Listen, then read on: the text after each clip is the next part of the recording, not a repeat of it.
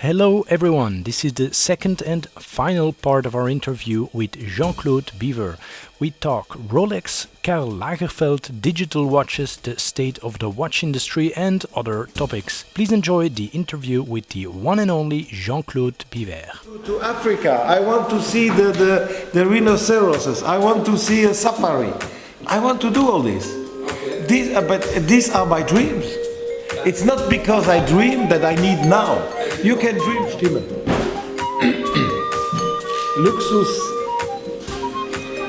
Luxus und kurzfristig, das passt nicht zusammen. Im Luxus müssen Sie langfristig denken. You lead a company like that. This is an impossible question. Nobody can ask me to lead a brand when you are 70. Then it's short term. And Rolex is a long-term company. They think long-term. When they hired Jean-Frederic Dufour, my friend, I don't remember, he was 44, and they told him, we want you for 25 years. 25 years. You sign 25 years, or you don't sign. Because this is the mentality of us. Now, if just to play, a big brand would ask me to work with them, I would of course say it's impossible. I have a mission at LVMH. But how would you do, Mr. Biver? I don't ask you if you would accept the job. How would you do? I would first study who is the brand. And this study, who is the brand, can take 3-6 months before I would know what to do. Why? Because I have one mentor, it's Karl Lagerfeld. And my mentor, Karl Lagerfeld, is my mentor. Why? Because he has been 30 years working for Chanel, but never have you seen that his collections were not Chanel. It means if nobody would have said this collection, winter 2019, has been designed by Karl Lagerfeld, you would not have noticed. Because when he was designing Chanel, came out Chanel. At the same time, he has been designing Fendi. Never would you think it is Karl Lagerfeld, because the Fendi collection looked like Fendi. That is for me the highest quality of somebody who is leading. You cannot lead by putting your signature into the brand. Why? Because the brand will survive long time after you die. So who are you? You must serve the brand. The brand is the boss, and you are just a servant. And you must never touch the brand in a way that people say, oh, it's Karl Lagerfeld. And that is my ambition. If I would work for a brand, I would really try to serve the brand, and not to put my signature, and not to make, when I made Omega, Omega is Omega. When I made Blancpain, Blancpain was Blancpain. When I made Hublot, Hublot was Hublot. I have never changed. I mean, I have just, restructured a little bit, but Blancpain was Blancpain. Hublot was Hublot. Omega has been Omega. And that is important. This is my philosophy. That's how I would conduct another brand. The fundamental change of the Swiss watch industry is that there is the Apple Watch. And the Apple Watch is a phenomenal, great product. And I think everybody will have to have a watch called Apple Watch. For his health, for the insurances, for the payments, for himself, for lifestyle. And that's great. But why then would you need a normal watch? And I say the normal watch, the mechanical watch, or a vintage watch, is now having more importance than ever before the Apple Watch. Why? Because the Apple Watch teaches you obsolescence. It proves you after 3 or 5 or 6 years that you have to change. The mechanical watch, or yesterday in London I said, look at Big Ben. If you look at Big Ben, you look at eternity, because Big Ben has been here for 160 years, still working. And it's exactly the opposite of obsolescence. A mechanical watch made today, not talking quartz, a mechanical watch made today, or made 50 years ago, or made 100 years ago, or made 200 years ago, is a piece of eternity. And do we need eternity? Yes, we need. Why? Number one, because ourselves we're going to die. And this is our big handicap, that we know we're going to die. And whoever knows he's going to die wants to leave something behind himself. By leaving something behind, like our kids, for instance, that gives us the illusion that we are not going to die completely. We die, but the kid is going on. But also products, when we are surrounded by products that are all becoming obsolete. All, our TV, the camera, the phone, the car, whatever we have around ourselves is becoming obsolete. Except what? Except eternity. And who is eternal? Okay, if you are in a church, people who say, God is eternal. All right, I'm not a priest, so I will not mention God. But for people who believe in that, yes, God is eternal. But who else? Love. Because in the religion they say God is love. And they say God is eternal. If God is love and God is eternal, then love is eternal. And love is, by the way, eternal. What else? Art. The art of Picasso is still there. The art of Mozart. Or recently, the art of the Beatles. They still play music every day. Every day, millions of people are enjoying the Beatles.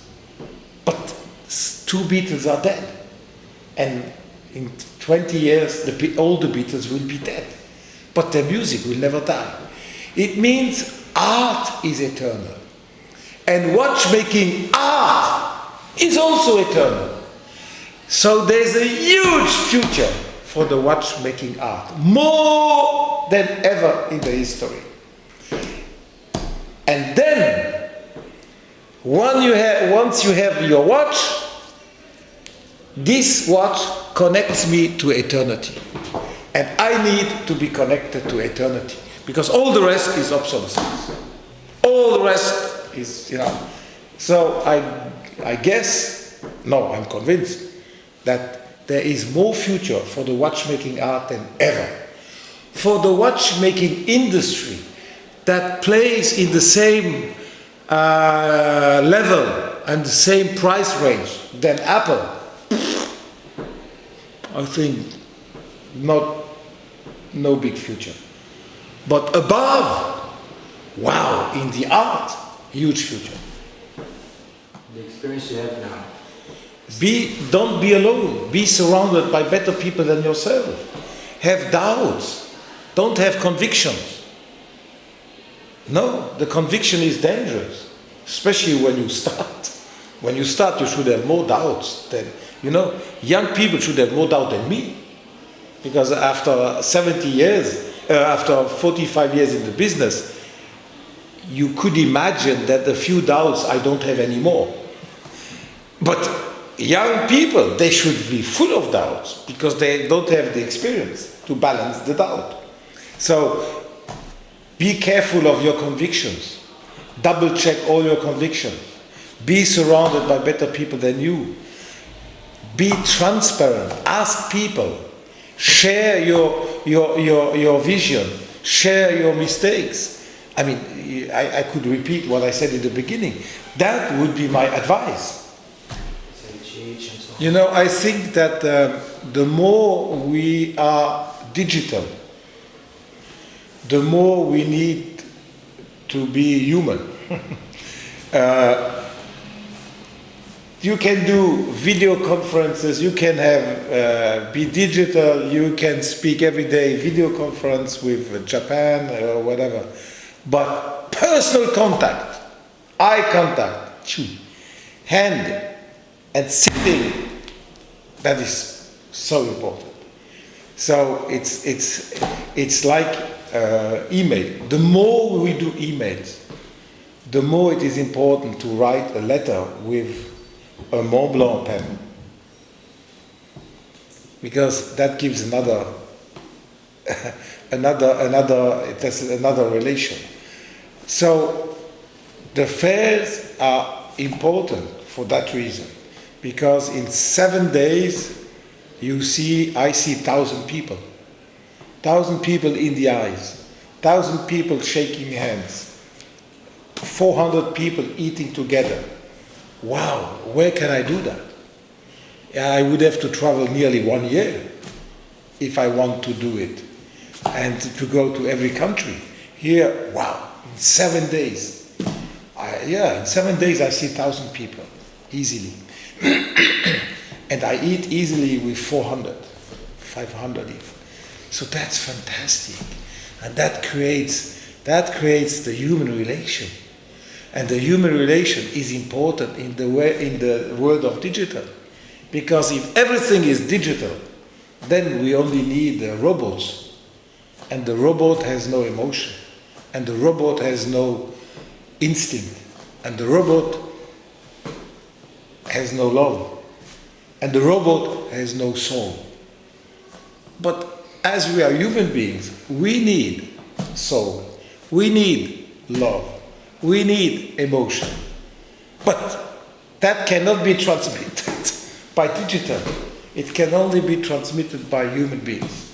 That is why I think these big gatherings or big fairs are important. In the past, they were important to sell. And that role is now reduced. It's not anymore just to sell.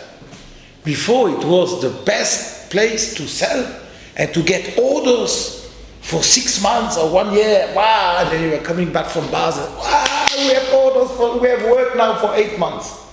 This role of the fair is reduced because you have subsidiaries, because you can communicate by digital.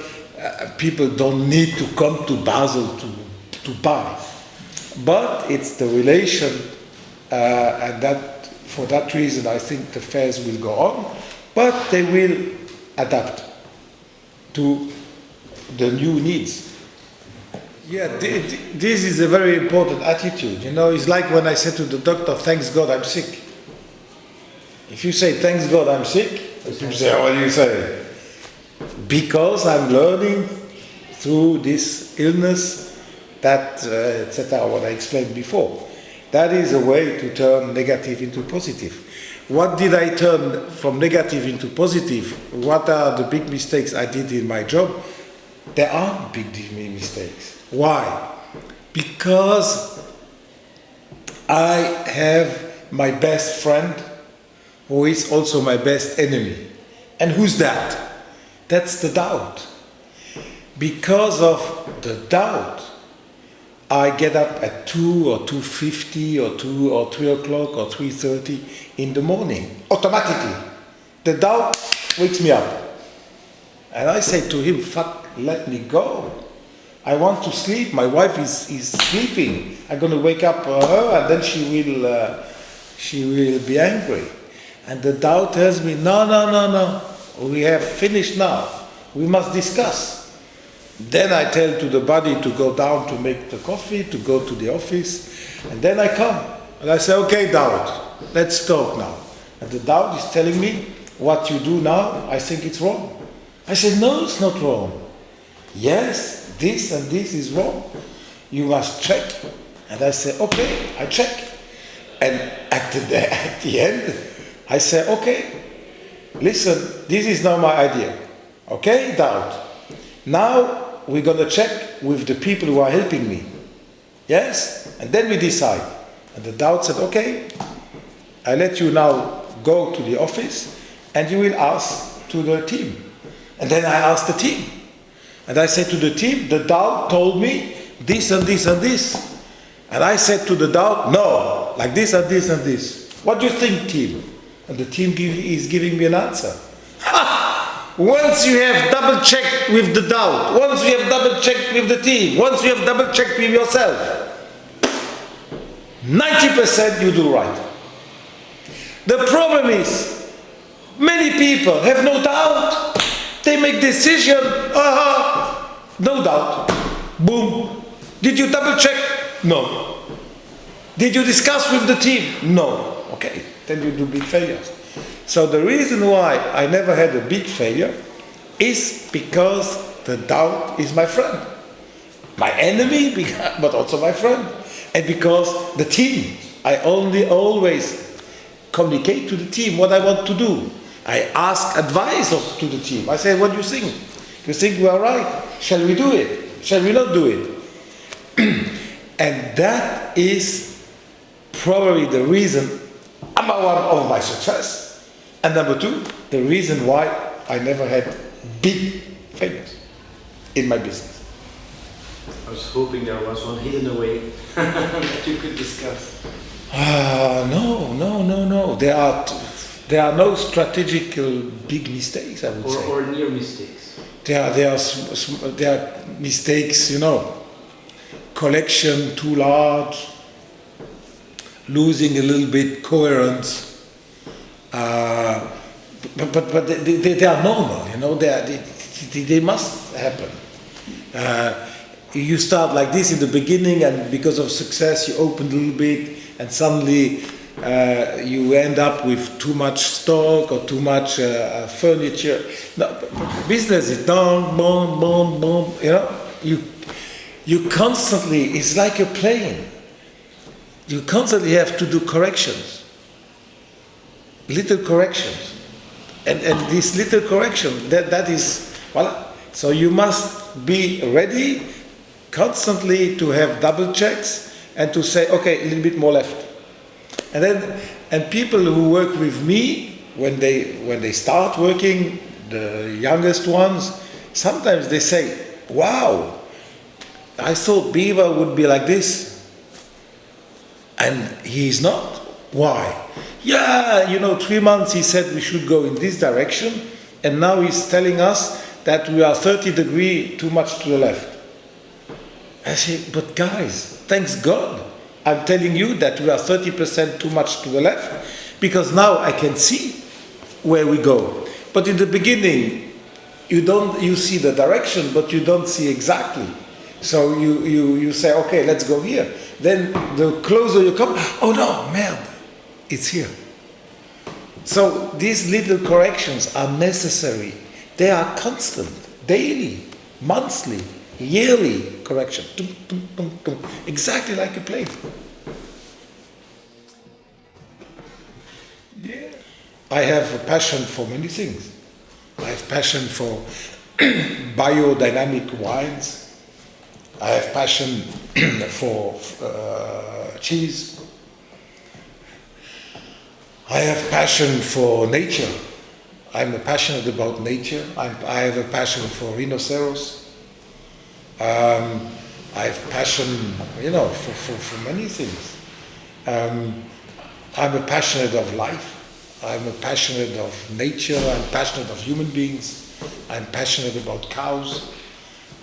I'm passionate about trees. When somebody cut a tree, I tell him it's like you cut your finger. Huh? The tree, we are an ecosystem. The tree is you. So don't cut the tree. When you cut the tree, you cut a part of yourself. When you hurt an animal, you hurt yourself. So I'm passionate about ecology. I'm passionate about water. I think I'm passionate about life. Yes. That's it. Perfect. Good conclusion. Thank you very much. Thank you. Thank you so much. That's it for this unscripted interview with Mr. Biver, a man driven by passion and sheer enthusiasm. It was a pleasure being able to talk to such a unique individual, and I hope that came across as well. If you enjoy this content, please make sure to hit like, perhaps subscribe, and see you next time.